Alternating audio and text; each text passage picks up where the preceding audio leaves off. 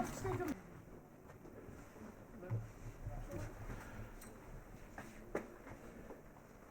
folks, good afternoon, welcome to Ibrox Stadium. My name is Ewan, I'm going to be your guide this afternoon. I'll take you around about some of the main rooms we've got here in the middle of the main stand. Just a couple of bits of housekeeping to start the tour off. Any mobile phones, I'm actually put them on to silent. We're going on about the tour route today. Please stay close as we move area to area. It's very easy to get lost, particularly along the back corridors here at the stadium. So I'll try and give you enough time to see the things in the rooms, but as we go to move on, please come with me as we move to the next area. There's not really any restrictions on photography. You can take pictures of everything and anything. The only thing we ask you not to do is take pictures or video record during the wee DVD that we're about to put on. But as I say, if you've got any questions, feel free to give us a wee shout. If I don't know the answer, I'll just make something up and hope I get away with it. So next stop, folks, is going to be the visiting team changing room. So if you want to come this way, we're going to make our way around the visiting team changing room. As you can see, the facilities aren't particularly bad when you come and play against Rangers here at Ibrox. I can assure you we've been in much worse over the last couple of years of our travels around Scotland. Here at Ibrox we've got a UEFA 5-star or elite stadium rating. It means that the top bracket of matches can be played here. Things like European finals can be played here at Ibrox. To get that rate, you've got to meet a lot of criteria, and one of them or two of them are to do with the dressing rooms. Your dressing rooms have to be a minimum size. They don't need to be the same size. You'll see that a bit later on when we go into the Rangers dressing room. It's a bit bigger in there. They do need to meet the minimum. The room, as you can see, is just big enough. It's not much bigger than the minimum specifications, but as I say, it does meet the minimum specs. So this is the bit where the players get changed. We've got the shower room just through there, and then there's a room for the head coach staff and also the medical staff just next door. So there's quite a small area for that. Rangers get much more facilities over the home side end. See here some of the tops of players that have played against Rangers here at Ibrox. More recently we've had people like Beckham, Messi and Ronaldo have all sat in this room to get changed. But as you can see, some of the slightly older players that have played here. Graham Souness played with Liverpool against Rangers when we opened the new Broomland, Copeland and Govan stands. And then down at the far end we get Cruyff's top. Cruyff, as you know, one of the most talented footballers we've probably seen, mostly known for his turn more than anything else, but he was playing against Rangers with Ajax in the very first European Super Cup final. At that time a two-legged affair, played here at Ibrox and also over in Holland. He only scored once. The defence did see it as a bit of an achievement. I only let him on the score sheet once. We did get beat home and away though. So as I say, we did play against Ajax in the very first European Super Cup final. Now apart from the size difference between here and the Rangers dressing room, there are various other things that happen specifically to the visit team in here. You'll notice when we go into the Rangers dressing room later on, the coat hooks are about 6 inches further up the wall in here than they are in the Rangers one. I mean the visiting side have to reach higher up to get their jerseys, and they know they're playing a bigger side when they come to Ibrox. Mind games are really important in modern football. That's just one of the things that happens. This change room's also closer to the tunnel. On a match day, it means the visiting team get there first. They've got to stand and wait for Rangers to make their arrival. If it's the first time you played here, pardon me, it's very intimidating standing down that tunnel area with the noise, the support coming right up the tunnel towards you. So if you want to grab some pictures here in the away dressing room, you're more than welcome to do so. You can have a wee look into the shower room if you want. In a minute or two we're going to start to make our way up the stairs and towards the blue room. How's it work? But the noise is better.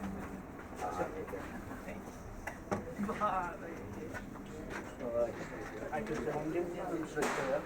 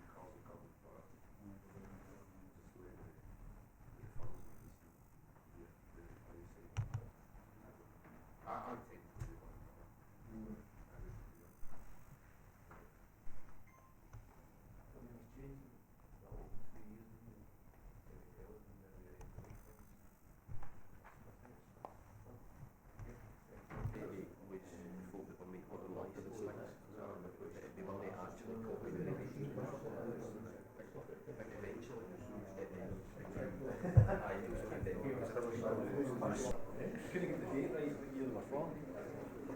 One of the former players is taking up from one of the club's Hall of Fame board. Usually players are added every other year, normally not at dinner held about the March time, it's usually by a group of 3 or 4 that were inducted on at any one time. There have been some exceptions to those sort of standard rules. The first 4 names in the far end was the 4 boys that founded Rangers. The club thought only right that they get their space at the very start, because without them, the things you see around about, you probably wouldn't be here today. And there's a painting of the founders there at the bottom of the hall. We see the 4 boys of Ibrox in the background, the 4 founders of this great club. And the man at the other side, Tom Valls, the club's first captain. And a lot of people do sort of consider him as one of the founders as well, 5th founder if you like, although he's worked in the early years of Rangers. The other painting here in the hallways at this end, that's Alan Morton, the wee blue devil was his nickname. But believe it or not, it's a life-size portrait of the man. Bring it down, make sure his boots on the ground, that's all the height he was. He was only about 5'4". So certainly not one of the tallest boys to have played here, but definitely one of the most talented and one of the quickest with the ball at his feet. Now the first return of the stairs, you probably noticed him your way up to the Buster Bill's roof, as I said a wee bit earlier on, arguably the club's greatest manager. I like to think he's sitting there watching over the front door of the stadium, making sure players were properly dressed. In his day, he started off the player dress code, and that's something that carries on to this day. He said all those years ago that players had to be properly dressed, wearing a shirt and tie, a blazer, a bowler hat, to be cleanly shaven with short hair. But since then, the dress code has changed quite a lot, but as I say, it is still in place, and it's still Mr. Sooth's punishment that's used for players that are not properly dressed. So on a match day, somebody there to check the players, either when they come in the front door, sometimes they would come up the tunnel, somebody there to check them, make sure they've adhered to the club's instructions. If they're not properly dressed, they're not allowed inside the stadium. They'll be stopped, they'll be sent home and told to get changed, and they're not eligible for selection that day, simply because they weren't properly dressed when they come in the first time. That's something a lot of people think is quite old-fashioned, quite harsh. It's not really happened a lot in recent times because players just sort of get on with it. The last man to be sent home for not being properly dressed was Stuart McCall. When he played here, he came in not properly dressed with no excuse. He was sent home. The police wouldn't really believe who he was when he came back to the stadium, and he wasn't allowed actually back into the front of the stadium for well into the first half. He would have been able to play that day, but he wouldn't have been picked anyway. So if you want to grab some pictures of the Hall of Fame on the paintings you've not already done so, feel free to get them just now. Our next stop's going to be the director's box. So once you're ready, if you want to start coming round this way, you're going to make your way through the door behind me and up into the director's box itself. So they set them away, so they get sent away, you get paid a grade to them. No, the grade isn't top class, he said you know.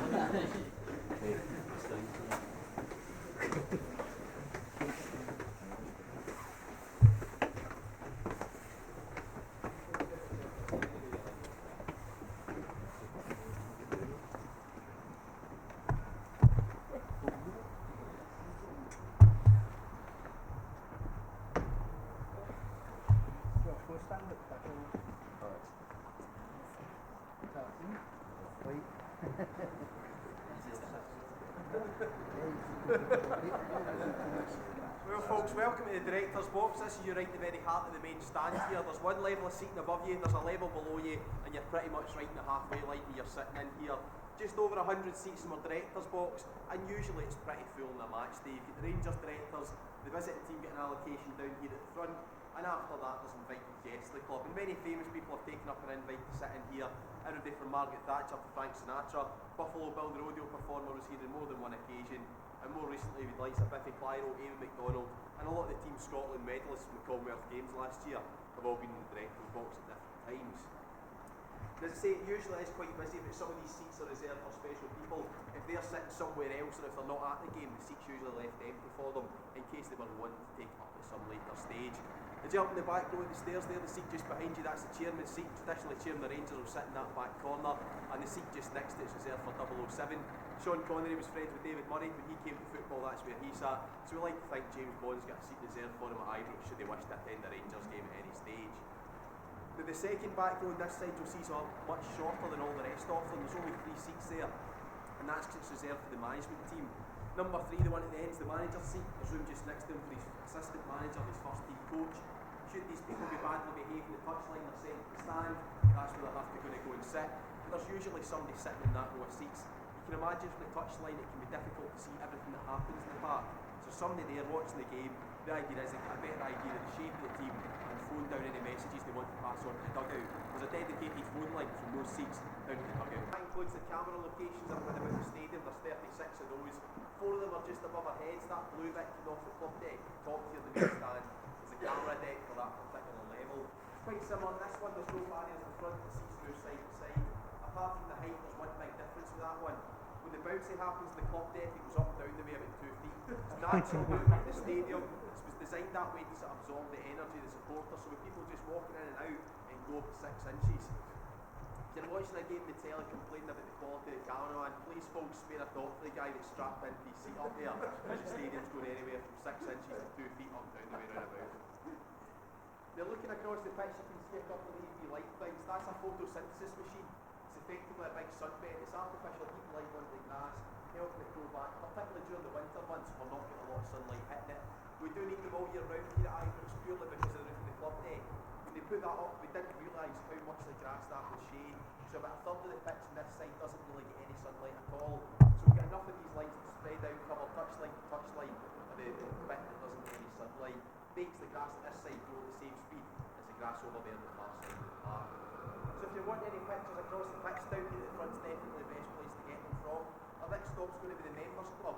These are the Members Club seats just round about the Director's Box here. They're most sought after hospitality. You can't buy a seat in the Director's Box, that's by invitation only. You can get one of these ones just outside of. Your name put on it, you've got it for a full year, and you also get access to the Members Club that we're going to go into next.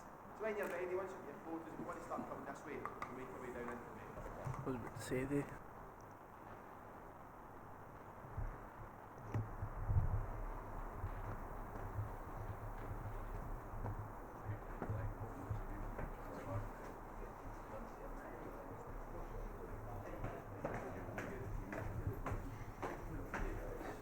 Steady the shutters and then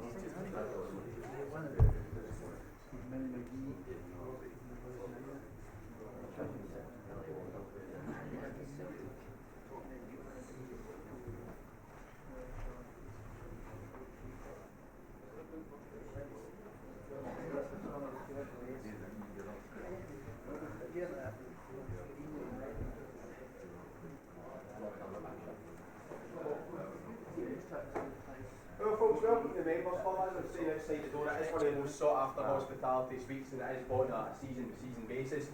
Before we go any further, do we have any members with us today? No? That means we can talk about them a wee bit more, that's fine. So in the Members Club, you can come in here about an hour or so before the game takes place, during the match itself at any point, and for at least 2 hours after the game as well. So you get quite a decent length of time. If you find it particularly cold and wet in the match day, you will see most of the members in here. The game's played in the screens that are in about the suite, so you can stay warm or something, eat something to drink when they're in here watching the game. The match day, you also get the privilege of coming in through the front door and up the marble staircase to get to your seat, which is reserved for quite a small number of people at a match day itself. If you are interested in taking one of these seats, the waiting list has went down a wee bit over recent years, but we do still have about a year's waiting list to come into the Members Club. A seat in here this year, don't know the exact figure, but we're talking in the region of about £5,500. For that money you do get a free match day programme when you come in. That's £3 a game you make back in your ticket price. It's not all bad news when you're in here. Champagne reception at the door, free buffet and a free bar, so depending how much you eat and drink, you make your money back fairly quickly. Some members do see that as a bit of a personal challenge to make it back quicker than they did last year. Before anybody asks any sort of awkward questions, there is a price menu at the bar. That is because the room is hired out for other functions as well. That's not for the members. They get their drink free of charge when they're in here. Now, to give this room its full name, the Members Club Waddle Suite. So a lot of the things you see in here are to do with Willie Waddle, either as a player, manager or director.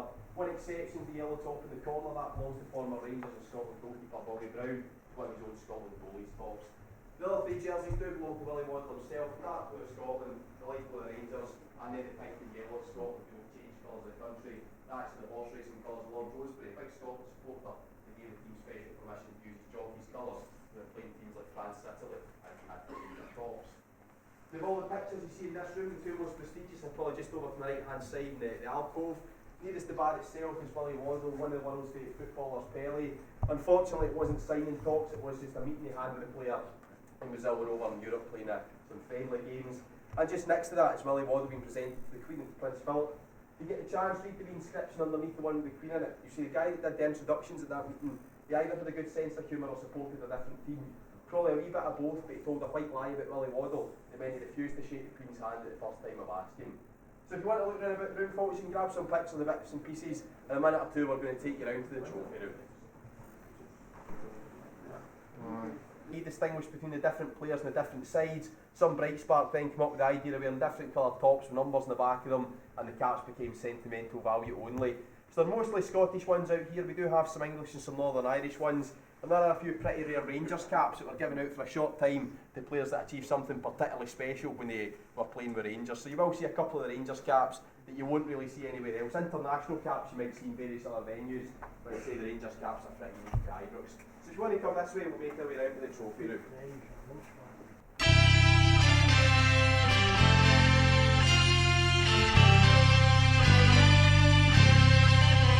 There is a team out Ibrox way who wear the royal blue. They win by night, they win by day, with royal hearts so true. Their fame is known in foreign lands, where they have won renown. All Rangers processed on demand. European crowd, let hearts and Celtic rise and fall, and Europe's chosen few. For brightly shines among them all the boys in royal blue. If you should go to Copeland Road to see the lads in blue, you'll always find a welcome there for folks like me and you. The Rangers fans will chant and sing, their battle cries proclaim. Oh, follow Rangers on, the cry will be the same. Let hearts and Celtic rise and fall, and Europe's chosen few.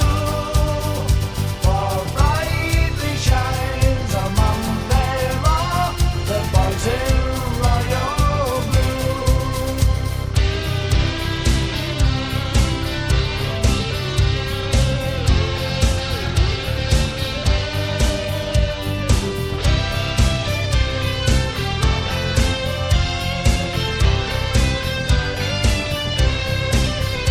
Let hearts and Celtic rise and fall, and Europe's chosen few.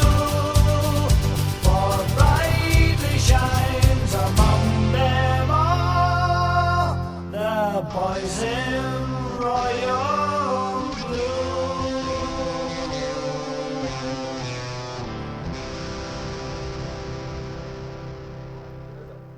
I'll give you a bit of a run through some of the bits and pieces we've got. Obviously we can't talk through everything we've got in the trophy room, but we'll give you a sort of run through of the oversight of different bits and pieces. Starting down at this bottom wall, just because it's one of my personal favourites. Particularly special when you realise each one of those Scotland flags represents 1 year when Rangers were the top side of Scottish football. The big picture in the middle there, that's Mr Struth. He was responsible for a great number of those titles. And just at the bottom right hand corner of his picture frame, the flag there's a wee bit different from all the rest of them. That's got gold on it instead of white, and it was presented to Rangers for winning the league for the 50th time. At that time, a world first, there's only one other team to reach that milestone, and that's Linfield over Northern Ireland. They're catching up on us a wee bit. They've got 51 league titles or 51 Irish leagues. So they are catching, as I say, but we've still got the world record of 54 domestic titles. Now the floor underneath Mr Struth's quite an unusual thing to see kept in a trophy room. That right was given to us by San Etienne, we played against them in 1975. It just so happened at that time their owner also owned the Towns Bike Factory, and that was the gift that he chose to give us when we played against them.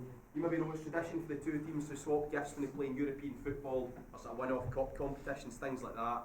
Most teams will give you maybe a vase or a bit of silverware, other teams will give you slightly more unique gifts. One example being the Viking San Etienne. Now in the wall facing me there's a complete set of Walter Smith's 9 in a row medals, along with pictures of each of the different teams that won each of those different leagues. The cabinet just in front of it is the Champions League cabinet, fairly self-explanatory. All those gifts came from the Champions League tournament. And then coming to this side, we'll get the other European cabinet, as we lovingly call it. See gifts from the Champions League, from UEFA Cup, from European friendlies, and there are various exceptions to rule in here as well. The bottom of this case there's a golden boot, and that belongs to Chris Boyd. Chris got that for becoming the SPL's all-time top goal scorer.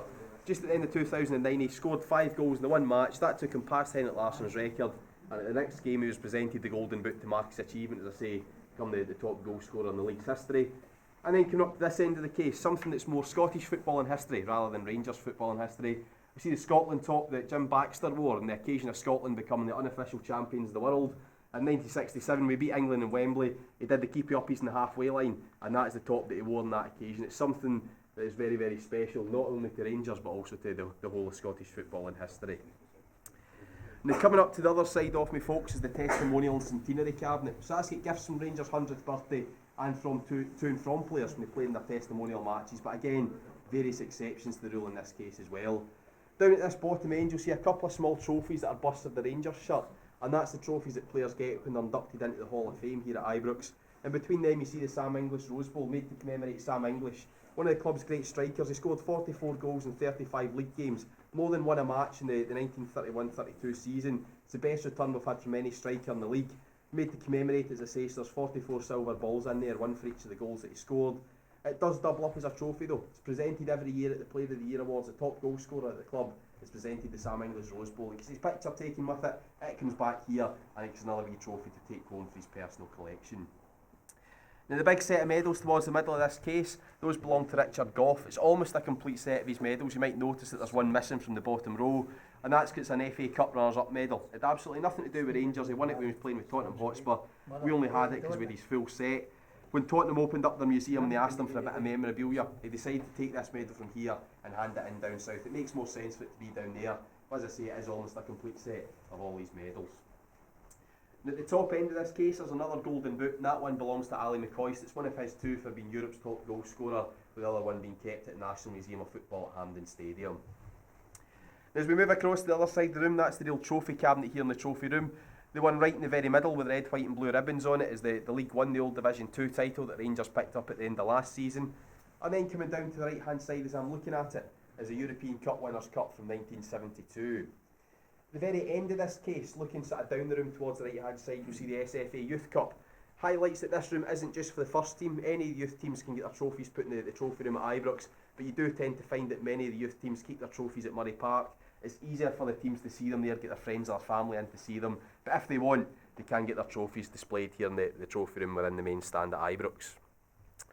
Now one of the most special trophies you'll see in there, in fact the oldest trophy you'll see in this trophy room, is a small goblet just next to the number 9. The number 9 was for 9 in a row, and you'll see a small goblet just to the right hand side of that. That was won by Moses McNeil. When he entered the Gaelic Sports half-mile race, he put his running team as Rangers Football Club. When he won the race in a roundabout sort of way, that was the first trophy that Rangers had ever won, a few years before he then on to win the Glasgow Charity Cup. So who was to know was to go from that very first trophy to become, as I say, one of the most successful sporting institutions in the world. Now if we move up towards the top end of the room, we've got a lot of European gifts again in the top couple of cases, mostly Bazzies at this side of the room. Over on that side, a lot of glassware and crystal, quite a typical gift to get from top to play against in the Europe. I think the most impressive thing you'll see in this case is the view of Walter Smith. You can see looking down the room.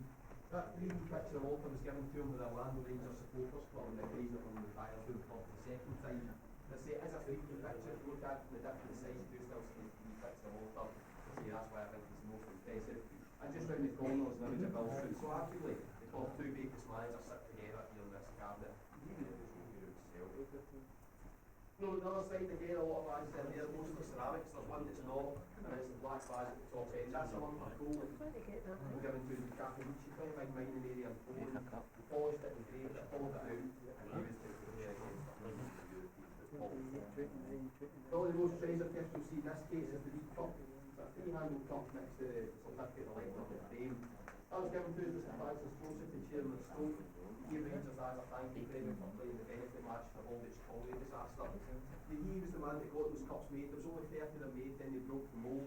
and we're not entirely sure how many are left in existence. We know for a fact there's still one. There's one at Hampden, there's one at Chelsea, there's one at St George's Park in English, there's one at King's National Museum in London. I don't know really who the next cabinet outside of those 5 places. The same was given to the Chairman Stowe, but it did come with conditions from him. He said that Rangers had to use their cup every year. It's first home game, the new year, the top back take the cup takes place at Exeter. The unit can drink it any of it in the morning. As far as we know, we're the only ones still to carry out those instructions. In the first game, the cup's taken from here, it's moving next door, it's filled with whiskey.